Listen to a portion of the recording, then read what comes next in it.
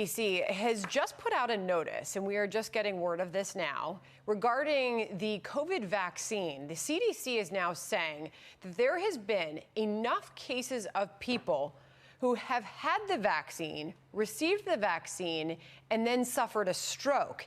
The agency will now be investigating any potential links between the shots and the strokes in some of those patients. And on the breaking news, we bring in Dr. Mark Siegel now. He joins us. He's a Fox News medical contributor. Dr. Siegel, this is big news for many who are just hearing this now. What can you tell us? What do we know? I actually spoke to somebody very high up in CDC about this, and I want to put it in context, Sandra. First of all, everyone's heard of VAERS, which is the Vaccine Adverse Events Registry, where basically no matter what happens to you after you get a vaccine, it gets listed. But that's not what this is. This is the Vaccine Safety Data Link CDC has that looks for associations between side effects and getting the vaccine. Now, everyone needs to remember that COVID, especially in the elderly, can lead to stroke. COVID itself can lead to stroke. So it's always a judgment of what's more of a risk, the treatment or the vaccine or the actual disease, if you could theoretically decrease the risk if you took the vaccine. But this is not proof. This is that they see that there may be a link here, and they want to investigate it, and they're trying to be transparent. So both CDC and FDA is putting it on their website. It is only found in the ages over 65.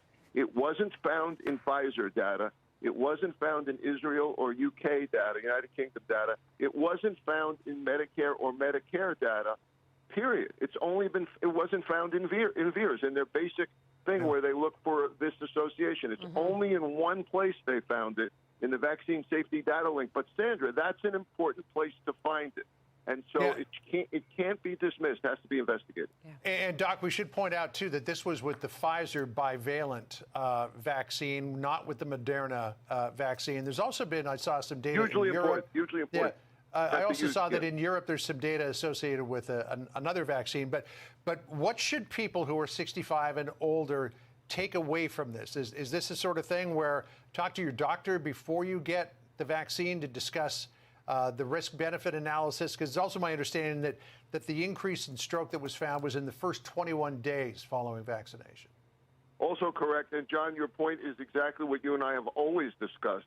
Talk to your doctor about the risk-benefit analysis. I happened to talk to Dr. Paul Offit about this a few minutes ago, who's on the Vaccine Advisory Committee to the FDA, and they're going to be meeting about this to discuss it at the end of January. And he continues to believe that this is a very safe vaccine, especially to be used in high-risk groups.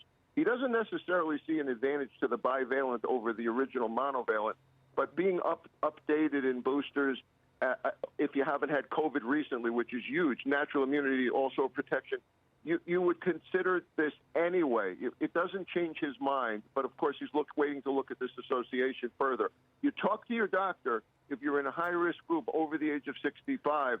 I would generally, even with this information I have today, not change my view on this yet. Important to note, as we have been in our Chiron there, that the CDC is making no changes to its vaccine requirements, right, Dr. Siegel? Yes, and you know, of course, the CDC continues to suggest vaccines all the way from the ages of 5 and up. But, you know, a lot of us are moving more in the direction of let's make sure that high-risk groups get covered, and let's make sure the elderly get covered. Today's announcement pertains only to the elderly, only to the senior citizens, and that's important. All right. So, again, the bottom line here, discuss it with your doctor to see what risk profile you might fall into. Dr. Siegel, thank you. Thanks, guys. Thank you.